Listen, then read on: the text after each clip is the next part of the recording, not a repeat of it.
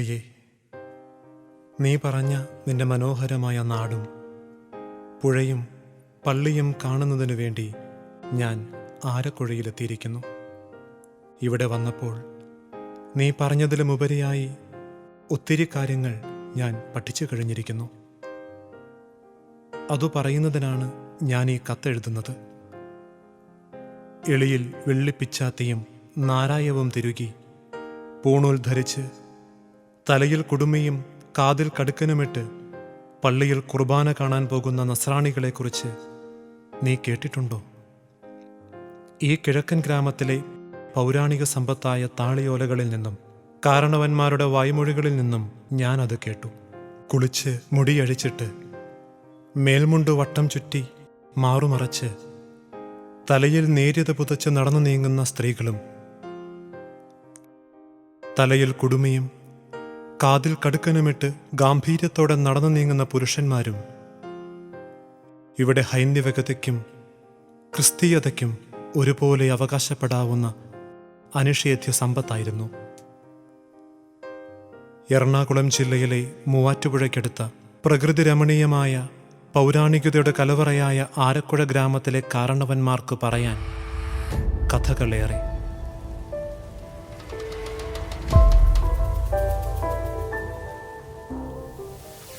ഇലവീഴ പൂഞ്ചിറയിലെ നീലക്കൊടുവേലിയെ തൊട്ടുതലോടി മന്ദം മന്ദം ഒഴുകി നീങ്ങുന്ന തൊടുപുഴയാറ് ഈ ഗ്രാമത്തിൻ്റെ സൗന്ദര്യത്തിന് മാറ്റുകൂട്ടുന്നു.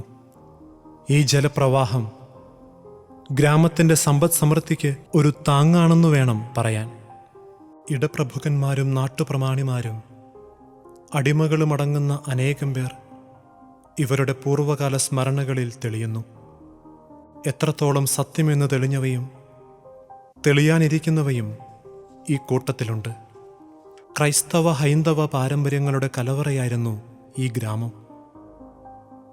ഇവിടുത്തെ ക്രിസ്തീയതയ്ക്ക് 1000-ലേറെ വർഷങ്ങൾ പഴക്കമുണ്ട്. സവർണ ഹിന്ദുക്കളിൽ നിന്നും ജ്ഞാനസ്നാനം സ്വീകരിച്ചവരായിരുന്നു ഇവിടുത്തെ ആദ്യകാല ക്രിസ്ത്യാനികൾ. മരുമക്കത്തായും അടുത്ത കാലം വരെ നിലവിലിരുന്നു. ക്രിസ്തുവർഷം 999 ആണ്ടിൽ 1000 മാപ്പിളമാരെ ഉദ്ദേശിച്ച് ആരക്കുഴ പള്ളി പണിതു എന്ന് രേഖസംഹിതകളിൽ കാണുന്നു. ഈ പള്ളിയുടെ ഉത്ഭവത്തിന് കാരണമായ സംഭവത്തെക്കുറിച്ച് പറയുന്നത് ഇങ്ങനെയാണ്. റാത്തപ്പള്ളി മുത്തി എന്നറിയപ്പെട്ടിരുന്ന ഒരു പ്രഭു ആ കാലഘട്ടത്തിൽ ജീവിച്ചിരുന്നു. നാടുവാഴിയായിരുന്ന ഉണ്ണിയാതിരിയുടെ സഹോദരിയായിരുന്നു റാത്തപ്പള്ളി മുത്തി.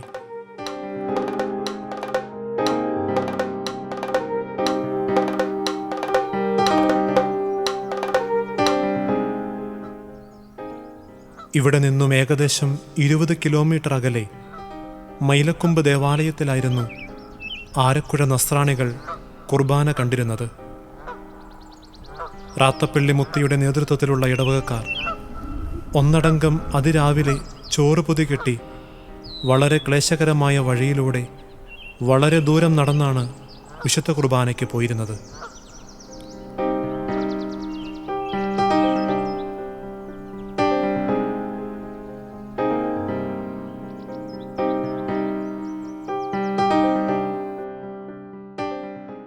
എന്നാൽ ഒരു പുതിയ വികാരിയച്ഛൻ്റെ വരവോടുകൂടി കുർബാന സമയം നേരത്തെയാക്കി.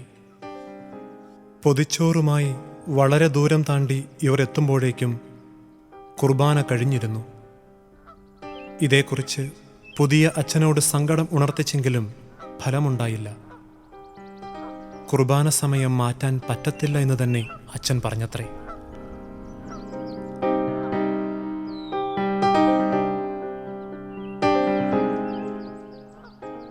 അന്ന് ആ പള്ളിമുറ്റത്ത് വെച്ച് മുത്തി പ്രതിജ്ഞയെടുത്തു. ഏറ്റവും പെട്ടെന്ന് ആരക്കുഴയിൽ പള്ളി പണിത് ഞങ്ങൾ കുർബാന കണ്ടിരിക്കുമെന്ന്. അതിനുവേണ്ടി മുത്തി സഹോദരനായ ഉണ്ണിയാതിരിയെ ചെന്ന് കണ്ടു. ആരക്കുഴയിലെ നാടുവാഴിയായിരുന്ന അദ്ദേഹം തൻ്റെ അമ്പലത്തിനു ചേർന്ന സ്ഥലം പള്ളിക്കു വേണ്ടി വിട്ടുകൊടുത്തു. റാത്തപ്പള്ളി മുത്തി വില്ലാർവട്ടം രാജധാനിയിൽ പോയി അനുവാദം മേടിച്ച് പള്ളി പണിതു.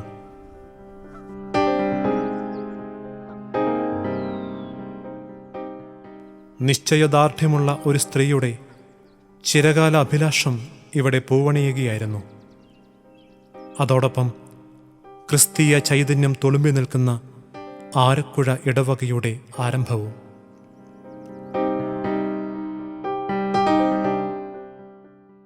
ഓല കൊണ്ടും പനമ്പ് കൊണ്ടും മേഞ്ഞുകെട്ടിയ കെട്ടിടമായിരുന്നു ആദ്യത്തെ പള്ളി. 1780 ഇപ്പോഴത്തെ പള്ളിയുടെ നിർമ്മാണം നടന്നത്.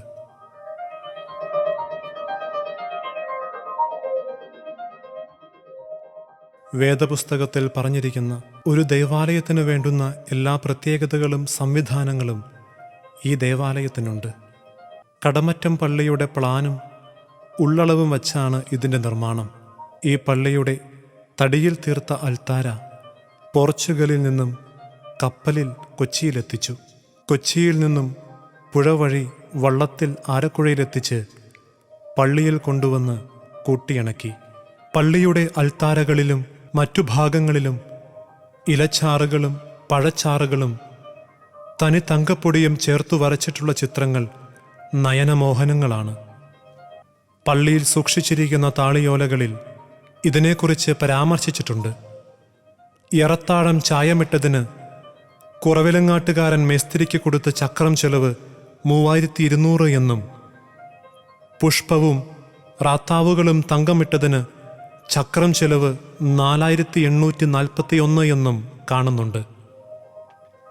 അൽത്താര നിർമ്മാണത്തിനുപയോഗിച്ച തങ്കത്തിൻ്റെ ഇന്നത്തെ വില ഏതാണ്ട് 80 ലക്ഷത്തിനു മേലെ വരും. വേണ്ടത്ര അംഗീകരിക്കപ്പെടാതെ പ്രശംസ ലഭിക്കപ്പെടാതെ മൺമറഞ്ഞു പോയ ചിത്രകലാരംഗത്തെ ഉജ്ജ്വല പ്രതിഭകൾ അന്നുണ്ടായിരുന്നു എന്നതിന് തെളിവാണിത്. പ്രധാന അൽത്താരയ്ക്കിരുവശവുമായി ഓരോ ചെറിയ അൽത്താര ഈ ദേവാലയത്തിനുണ്ട്. ഇതിലുള്ള ചുവന്ന ചായവും തങ്കം പൂശിയ പൂക്കളും ഇലകളും ഇതളുകളും തനിമയോടുകൂടി തന്നെ ഇന്നും നിലനിൽക്കുന്നു.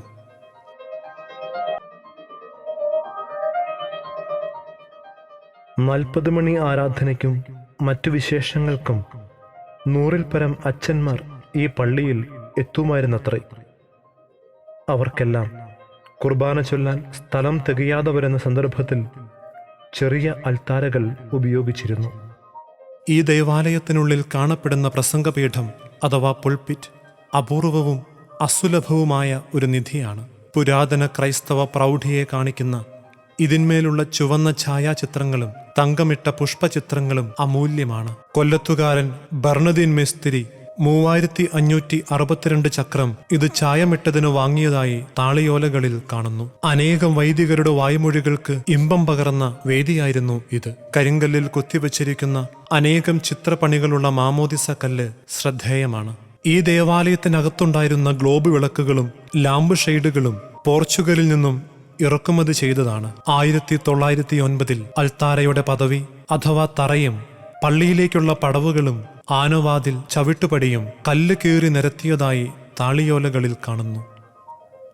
അന്ന് രാജകൊട്ടാരങ്ങൾക്കും രാജപദവി കൽപ്പിച്ചിട്ടുള്ള പള്ളികൾക്ക് മാത്രമേ ഇതിനുള്ള അനുവാദം ഉണ്ടായിരുന്നുള്ളൂ.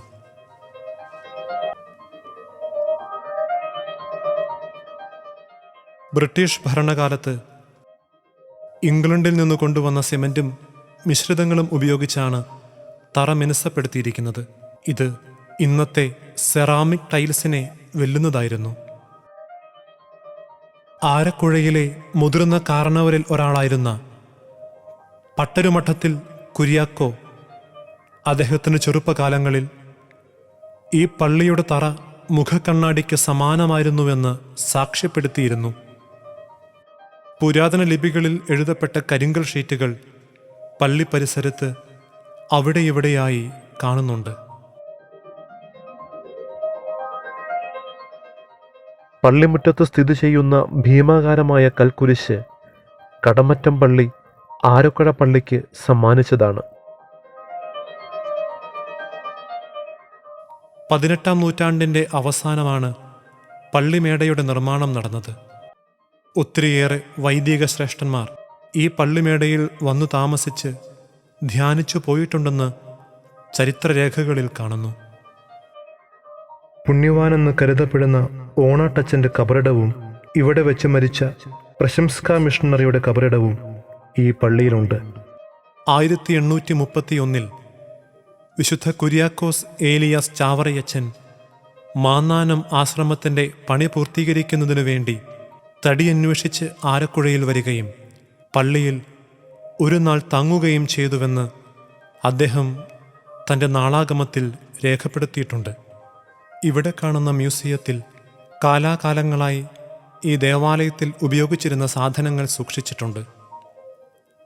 താളിയോലകൾ, ക്രിസ്തു മരിച്ച കുരിശിൻ്റെ ഒരു ഭാഗം 1859 പിട്ടാപ്പള്ളിൽ കുര്യാക്കോസ് കത്തനാർ വഴി ആരക്കുഴ പള്ളിക്ക് കൈമാറിയെന്ന് രേഖാസംഹിതകളിൽ കാണുന്നുണ്ട്. ആനക്കൊമ്പിൽ തീർത്ത ക്രിസ്തുവിൻ്റെ കുരിശുരൂപം, തിരിക്കാലുകൾ, വെള്ളികൊണ്ട് നിർമ്മിതമായ തീപ്പന്തങ്ങൾ എല്ലാം വിലമതിക്കാനാകാത്തതാണ്.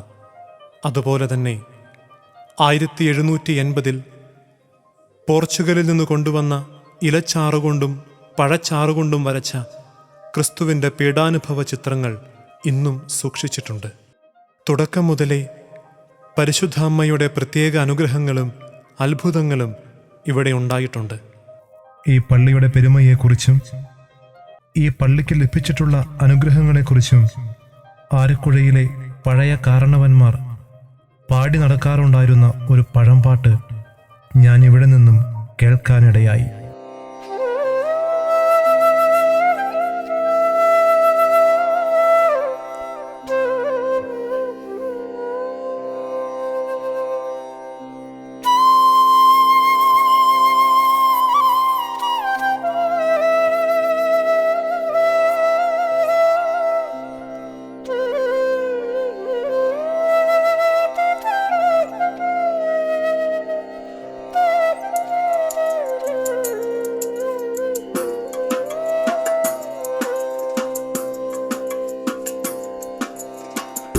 പള്ളികൾ പലതുണ്ട് കീഴ്മല നാടുകൾ തന്നിൽ, ഭംഗിയതിലേറ്റം പെരുകുന്ന മുതലക്കോടം, ഉള്ളം വെളിവാകും പെരുമ്പള്ളി ചിറയഴകാൽ, ഉറ്റ ഭവനങ്ങൾ ഗുണമുള്ള മൈലക്കൊമ്പ്, എല്ലാം തരുതായ്ക്കൾ ജനത്തിൻ പേർ തികച്ച വമ്പർ, ഏറെ പെരുകുന്നോർ തൊഴും പള്ളി ആരക്കുഴയിൽ.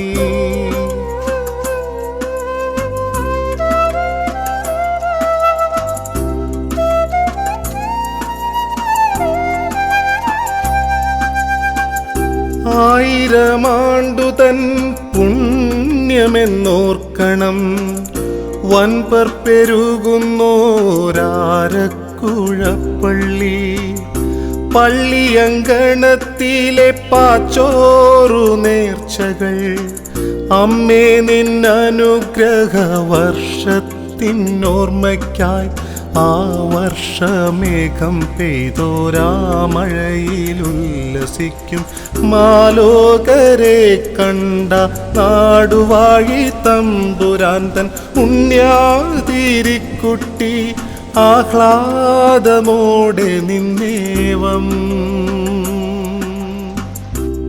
ഈ പാട്ടിൻ്റെ ഉത്ഭവത്തിനാസ്പദമായ സംഭവം ഇങ്ങനെയാണ്. AD 1780 കാലം, രാമവർമ്മ മഹാരാജാവ് തിരുവിതാംകൂർ വാണിരുന്ന കാലം. ആരക്കുഴയിലെ അന്നത്തെ ഉണ്യാതിരി വടക്കൻ പാട്ടുകളിലെ ആരോമൽ ചേകവരുടെ വംശജനായിരുന്നു. ഉണ്യാതിരിയുടെ സുന്ദരിയായ ഏകമകൾ പുഴയിൽ കുളിച്ചുകൊണ്ടിരിക്കുന്ന സമയം.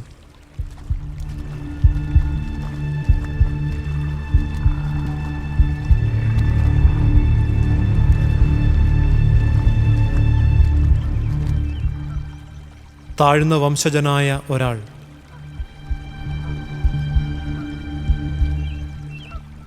ഒരു കൂറ്റൻ മത്സ്യത്തെ പിടിക്കുന്നതിനു വേണ്ടി തെറ്റാലി ഞൊട്ടിച്ചു. പെൺകുട്ടി ഭയവിഹ്വലയായി കരഞ്ഞു. തൻ്റെ മകളെ ഭയപ്പെടുത്തി എന്ന കാരണത്താലോ അതോ മകളുടെ ശരീരഭംഗി ആസ്വദിച്ചു എന്ന തെറ്റിദ്ധാരണ നിമിത്തമോ കോപവിവശനായ ആ പ്രമാണി ആ അടിമയെ കൊല്ലാൻ തൻ്റെ കിങ്കരന്മാരെ അയച്ചു.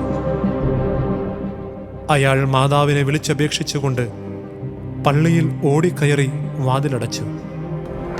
ആ ഭടന്മാർ ആനവാതിൽ ചവിട്ടി തുറന്ന് ആ മനുഷ്യനെ വെട്ടിക്കൊന്നു. ഈ പ്രവൃത്തി മാതാവിന് സഹിക്കാനാവുന്നതിലും അപ്പുറമായിരുന്നതിലായിരിക്കണം പിന്നീടുള്ള 18 മാസത്തേക്ക് ആരക്കുഴയിൽ മഴ പെയ്തില്ലത്രേ. നാടാകെ വറ്റി വരണ്ടു. കൃഷി നശിച്ചു. പഞ്ഞവും പട്ടിണിയും രോഗങ്ങളും രൂക്ഷമായി. അനേകം ആരക്കുഴക്കാർ ഇവിടെ നിന്നും വെള്ളമുള്ള പ്രദേശങ്ങളിലേക്ക് കൂടുമാറ്റം നടത്തി.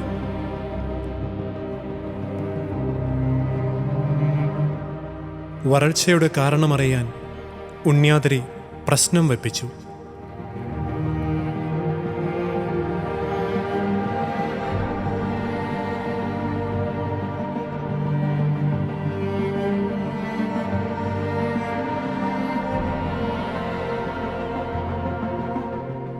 പ്രശ്നങ്ങൾ നാം കാണുന്നു. നരഹത്യാപാപം. ആരക്കുഴ അമ്മ കോപിച്ചിരിക്കുന്നു. ഓ, പ്രതിവിധി ഒന്നും കാണുന്നില്ലേ ജോത്സരെ? പ്രതിവിധിയുണ്ട്.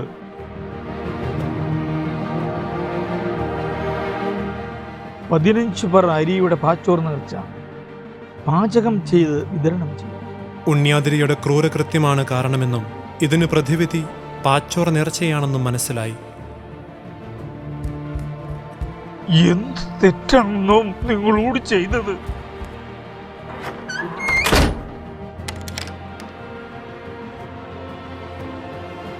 ജനരോഷം തനിക്കെതിരെ ആളിക്കത്തുന്നുവെന്ന് മനസ്സിലാക്കിയ ഉണ്യാതിരി ഓഗസ്റ്റ് 15-ന് പള്ളിപ്പെരുന്നാളിന് 15 പറ അരിയുടെ പാച്ചോർ നേർച്ച നടത്തി. നേർച്ച കഴിഞ്ഞിട്ടും മഴ പെയ്യാത്തതിൽ ക്ഷുഭിതനായ ഉണ്യാതിരി പ്രശ്നം വെച്ച് നമ്പൂതിരിയെ വധിക്കുന്നതിനു വേണ്ടി പൂട്ടിയിട്ടിരിക്കുന്ന മുറിയിൽ നിന്നും പുറത്തിറക്കി. നിന്റെ ഒരു പ്രവചനം. നോം തന്നെ അങ്ങയോട് പറഞ്ഞതല്ലേ, അങ്ങ് തന്നെ പാചകം ചെയ്ത് പാച്ചോർ പ്രജകൾ കൊടുക്കണമെന്ന്. പ്രശ്നക്കാരന്റെ അഭിപ്രായമനുസരിച്ച് ഉണ്യാതിരി തന്നെ 2.5 ഫെർലോങ് ദൂരത്തിലുള്ള കയത്തിൽ നിന്നും ഒരു കുടം വെള്ളം കോരിക്കൊണ്ടുവന്നു. സ്വന്തമായി പാച്ചോറുണ്ടാക്കി.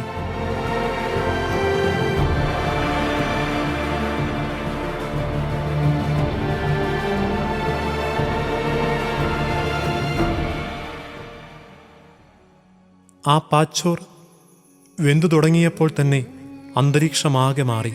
കാർമേഘം ഉരുണ്ടുകൂടി. ഇടിവെട്ടി മഴ തുടങ്ങി. മണ്ണിൻ വിരിമാറിൽ മഴ നീരു നിറഞ്ഞേ.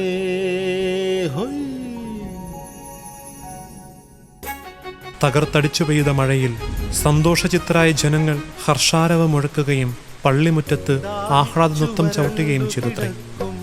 ഭൂമിക്കൊരു പുതുപുളകം പൊരിമണ്ണിൽ പൊള്ളിയുണങ്ങിയ ചെറുവിത്തിനു പുതുജീവൻ. ഓ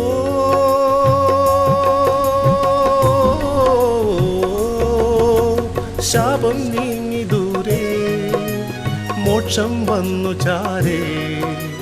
തണുവായി ഒരു കുളിരായി ഇത് ദൈവത്തിൻ്റെ ദാനം. മാതാവിൻ മധ്യസ്ഥത്തിൻ പുണ്യസമ്മാനം. തനതിന്ദിന തിന്ദിന തിന്ദിന തിന്ദിന തിന്ദിന തിന്താരോ. തനതിന്ദിന തിന്ദിന തിന്ദിന തിന്ദിന തിന്താരോ. പുഴയും തോടും പാടങ്ങളും നിറച്ചൊഴുക്കിയ മഴ കാരണം നേർച്ച കഴിഞ്ഞ് വീട്ടിൽ പോകാൻ കഴിയാതെ ആളുകൾ കുഴങ്ങിയെന്നും പാച്ചോർ പാകം ചെയ്യുവാൻ കൊണ്ടുവന്ന വാർപ്പിൽ കയറി തുഴഞ്ഞ് ആ ആയുധാഭ്യാസി ഇല്ലത്ത് തിരിച്ചെത്തിയെന്നും പറയപ്പെടുന്നു. ഉണ്യാതിരി എന്ന പേര് ഇന്നാട്ടിലെ ഭരണാധികാരികളുടെ സ്ഥാനപ്പേരാണെന്ന് വേണം കരുതാൻ.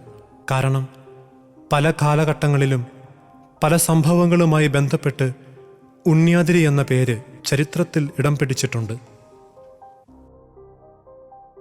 ആണ്ടുതോറുമുള്ള പാച്ചോർ നേർച്ചയുടെ ചെലവിലേക്കായി ഉണ്യാതിരി 2 ഏക്കർ കണ്ടത്തിക്കുടി പുരയിടവും 97 സെന്റ് നിലവും ദാനം ചെയ്തുവെന്ന് പള്ളിരേഖകളിൽ കാണുന്നുണ്ട്. എടമന കുരിശും എടമന ഇല്ലവും. ആരക്കുഴ പള്ളിയിൽ നിന്നും 1 കിലോമീറ്റർ വടക്കുമാറിയാണ് എടമന കുരിശുപള്ളി സ്ഥിതി ചെയ്യുന്നത്. AD 8-ാം നൂറ്റാണ്ടിൻ്റെ ആദ്യ ദശകത്തിലാണ് ഇവിടെ കുരിശുവെച്ച് പ്രാർത്ഥന തുടങ്ങിയതെന്ന് പറയപ്പെടുന്നു.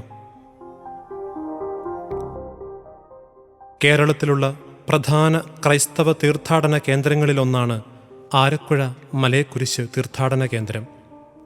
ആയിരങ്ങൾ ജന്മസായുജ്യത്തിന് നിർവൃതി അടയാൻ ആ മലമടക്കുകളിൽ പാദം ചവിട്ടിയിറങ്ങുന്നു. 19-ാം നൂറ്റാണ്ടിൻ്റെ ആദ്യ ദശകത്തിലാണ് ഇത് സ്ഥാപിതമായത്.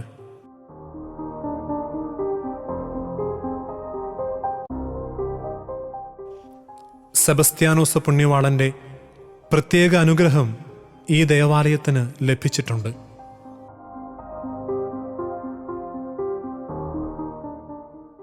ആയിരത്തി 1918-19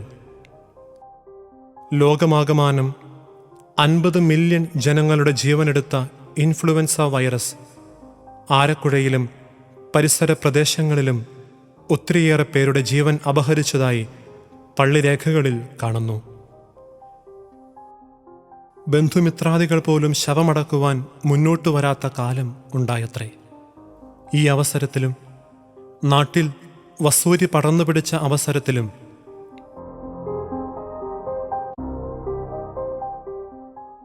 ഇവിടെ കുർബാനയും വഴിപാടും നടത്തിയിരുന്നതായി പള്ളിരേഖകളിൽ കാണുന്നു.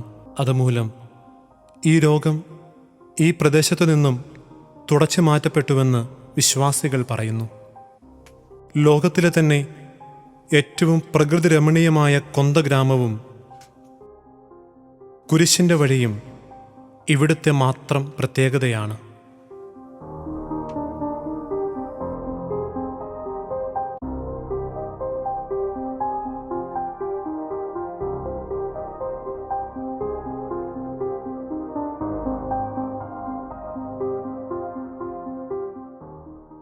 ഈ റോസറി ഗാർഡനിൽ എണ്ണിയാൽ തീരാത്ത തരം ചിത്രശലഭങ്ങളുണ്ട്.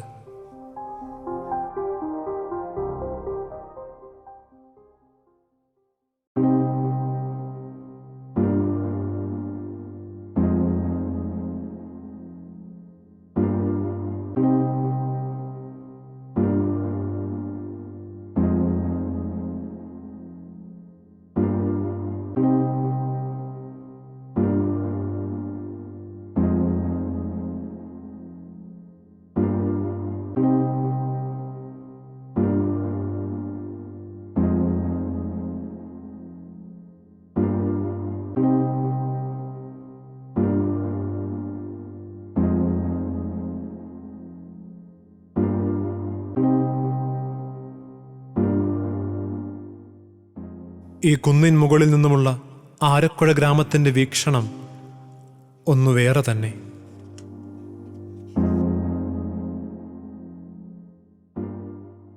ആയിരം വർഷത്തിലേറെ പഴക്കമുള്ള ആരക്കുഴ ഇടവക പല കാരണങ്ങൾ കൊണ്ട് ചരിത്രത്തിൽ ഇടം നേടിയിട്ടുള്ളതാണ്. പ്രഗത്ഭരായ അനേകം വൈദികർ ഇവിടെ വികാരിമാരായി സേവനമനുഷ്ഠിച്ചിട്ടുണ്ട്. അതിൽ പ്രഗത്ഭനായ പുണ്യചരിതനായ ബഹുമാനപ്പെട്ട വർഗീസ് പയ്യപ്പള്ളി അച്ഛൻ ഇവിടെ വികാരിയായിരുന്നു.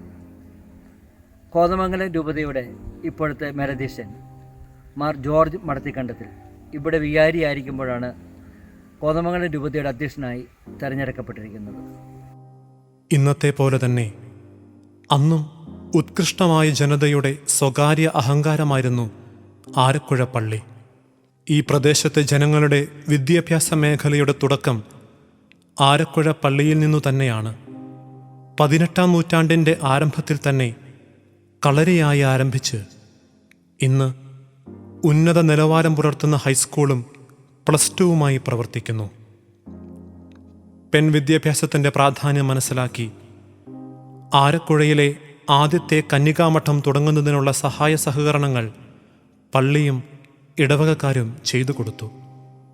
18-ാം നൂറ്റാണ്ടിൽ വസൂരിബാധയ്ക്കെതിരെയും 19-ാം നൂറ്റാണ്ടിൻ്റെ ആദ്യ ദശകത്തിൽ ഇൻഫ്ലുവൻസ വൈറസിനെതിരെയും പ്രതിരോധ മരുന്നുകളുടെ വിതരണവുമായി പോരാടിയ ആരക്കുഴ പള്ളി പിൽക്കാലത്ത് ആലക്കുഴയിലെ ആദ്യത്തെ ഹോസ്പിറ്റലായ SH ഹോസ്പിറ്റലിനു വേണ്ടിയും ഡോക്ടേഴ്സ് ക്വാർട്ടേഴ്സിനു വേണ്ടിയും സ്ഥലം വിട്ടുകൊടുത്തു. അതുകൂടാതെ ആരോഗ്യരംഗത്തെ ചികിത്സാ സഹായങ്ങൾ എന്നിവയും സംഘടിപ്പിച്ചു വരുന്നു. 1957 വിമോചന സമരത്തിൽ ആലക്കുഴ ഇടവകയിൽ നിന്നും ആൺ പെൺ ഭേദമില്ലാതെ അനേകം പേർ സജീവ പങ്കാളികളായിരുന്നു. അതുപോലെ തന്നെ ഒട്ടനവധി സ്വാതന്ത്ര്യ സമര സേനാനികളും ഈ ഇടവകയിൽ നിന്നുണ്ടായിരുന്നു. 1599 ഉദയംപേരൂർ സുനഹദോസിൽ ആലക്കുഴ പള്ളിയിൽ നിന്നും മുടിയിൽ ഇട്ടിത്തരകൻ സജീവ സാന്നിധ്യം വഹിച്ചിട്ടുണ്ട്. ഈ നാടിനെക്കുറിച്ചും ആലക്കുഴ പള്ളിയെക്കുറിച്ചും പഠിക്കാൻ ഇനിയും ഏറെയുണ്ട്. 1000 ആണ്ട് പിന്നിട്ട ആലക്കുഴ പള്ളിയെക്കുറിച്ചും ആയുധാഭ്യാസത്തിലും മറ്റൊട്ടനവധി വിധികളിലും അസാമാന്യ അവഗാഹമുള്ള ഉണ്ണിയാതിരിയെയും വള്ളിക്കട പണിക്കരെയും കുറിച്ച് പഠിക്കാൻ ഇനിയും ഞാൻ വരും. പ്രാർത്ഥനാ ചൈതന്യമുള്ള, ആത്മീയ ഉണർവുള്ള ഒരു നല്ല സമൂഹത്തെ ഞാനിവിടെ കണ്ടുമുട്ടിയതിൽ തികഞ്ഞ സന്തോഷത്തോടെ സസ്നേഹം.